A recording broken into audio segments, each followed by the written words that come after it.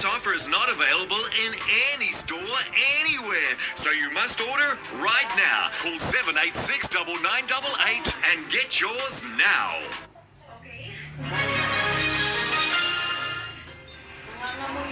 Magandang umaga, bansang Pilipinas. Nasa 40 miyembro na lamang ng teroristang grupong Maute ang patuloy na tinutugis ngayon ng militar sa Marawi City.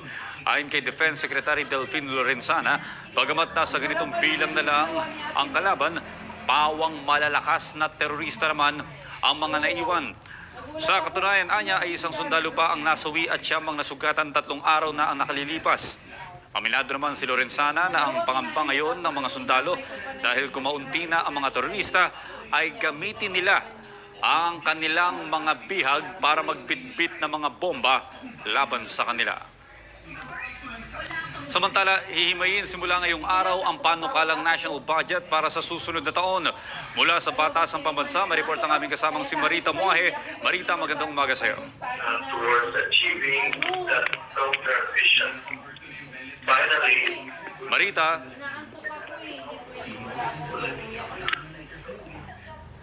Muahe. Ngayong umaga nga ay pinag-uusapan dito sa mababang kapulungan ng Kongreso ang 3.767 trillion pesos na panukalang budget ng pamahalaan para sa taong 2018. Ito ay bubusisiin ng Kongreso. Ang nilalaman nito, katatapos lamang magbigay ng presentasyon si Secretary Jokno at ngayon naman ay kasalukuyan nagsasalita si Secretary Peña para ibigay yung kanilang mga presentasyon dito sa budget na ito. Inaasahang itong budget na ito ay tinawag nilang the budget that reforms and transforms. At ito ay isinimite ni Pangulong Rodrigo Duterte kay House Speaker Pantaleon Alvarez, na rin kay Senate President Aquilino Pimentel III doon sa kanyang ikalawang State of the Nation na address o SONA na isinagawa noong nakaraang linggo. Ang budget hearing na ito ay magkakaroon ng briefing ng mga miyembro ng Development Budget Coordination Committee o DBCC. Ito yung interagency body na nagdedetermina ng pangkabuuang economic target, mga gastusin o expenditure level at kung saan manggagaling yung pondo na gagamitin sa budget na ito. Ang DBCC ay nagrekomenda sa Pangulo ng mga sumusunod, yung level ng annual government expenditures, pati na rin yung ceiling o kung hanggang saan maaaring gumastos ang pamahalaan para sa economic at social development, national defense at yung government debt service. Pag-usapan din yung kabilang din dito yung proper allocation ng gastusin para sa bawat development activity sa pagitan ng mga pangkasalukuyang operating expenditures, pati na rin yung capital outlay at yung mga itinatakda nilang amount o presyo o halaga para sa mga capital outlays na hinimay-himay na para sa iba't ibang mga capital at infrastructure projects. Itong budget hearing na ito ay naasahang tatagal ng 1 linggo para mabusisi ng maayos itong nilalaman nito. At nagbigay na rin ng pahayag si Congressman Nograles na siguraduhin niya na magkakaroon ng nararapat na budget para sa mga manggagawa sa pamahalaan. So yan na muna yung ating update mula dito sa Kongreso. Marita Muahe para sa Bayan. Maraming salamat, Marita Muahe.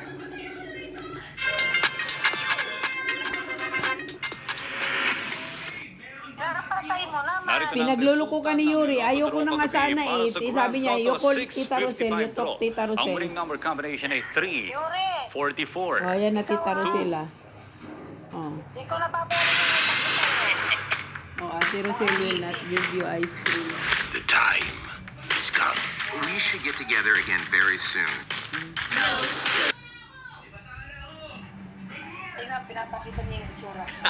Turn the lights out. I've got a black light.